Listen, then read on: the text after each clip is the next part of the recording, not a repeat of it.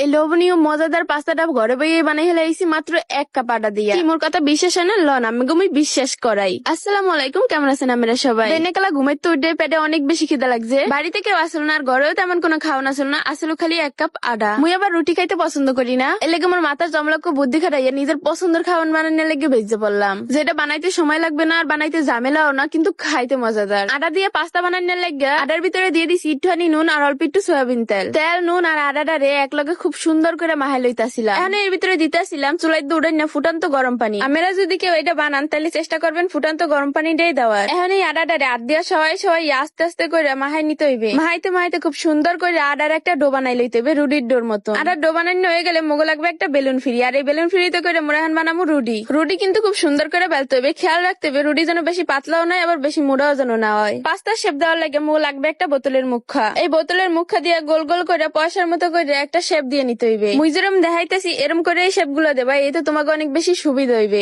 এরপর আর কি, এখন হচ্ছে সব থেকে মজাদার কাম, একটা একটা করে চিমটি দিয়ে ধরবা আর উড়াই থবা। তোমরা চাইলে আরো অন্য ডিজাইনের শেপ দিতে পারো, কিন্তু মোর দ্বারা এটা অনেক সহজ মনে হয়েছিল, এলে আমি এইটাই বানাইতেছিলাম। চাইলে তোমরা এই শেপটাও দিতে পারো, এক পাশে দিয়ে চিমটি দিয়ে ধরবা, তারপরে আবার আর এক পাশে দিয়ে চিমটি দিয়ে ধরবা। এরপরই তৈরি হয়ে যাবে তোমাকে পাস্তার সুন্দর লুক। মোর দুই হাতে কিন্তু দুইটা ডিজাইনের পাস্তা ছিল, তোমাকে তো দোনোটা ডিজাইনই দেখাই দিছি। এখন কড়াইয়ের ভিতরে পানি দিয়ে এর ভিতরে দিয়ে দিতেছিলাম অল্প একটু তেল, যেহেতু এগুলো শুকানো পাস্তা না সবে মাত্র বানান্য পাস্তা, এর লেগে তেলটা দিয়ে দিছি যেন একটার লগে আর একটা লাগে না পড়ে। এখন 3-4 মিনিটের মধ্যে এটারে জাল করে সেদ্ধ করে নিতে হইবে। তোমরা স্টেপ বাই স্টেপ ভিডিও দেখতে থাও, মুই আগের ভিডিও দিয়ে কয়টা কমেন্ট করে রেহি। ফারজানা ইসলাম মোর আম্মা জানি লেখছে আমার জন্য একটা স্পেশাল রেসিপি দিয়েন। মা গো, আপনি কি মোর রেসিপি চাই মোর শরম দিলেন? আম্মের রান্না করা খাওয়ানোর যে স্বাদ মোর রেসিপিতে হেদারি কিছুই না। মুনা আক্তার লিখছে আমি তোমার জেলার লোক বলে কি আমার কমেন্ট পড়বা না? এই যে আপু পড়ে দিলাম। আসলে অনেক বেশি কমেন্ট হয় তো যার কারণে সবার কমেন্ট সবসময় সামনে পড়ে না। মোর সামনে যে কমেন্ট হয় আমি এই কমেন্টেরই রিপ্লাই দিয়ে দেই।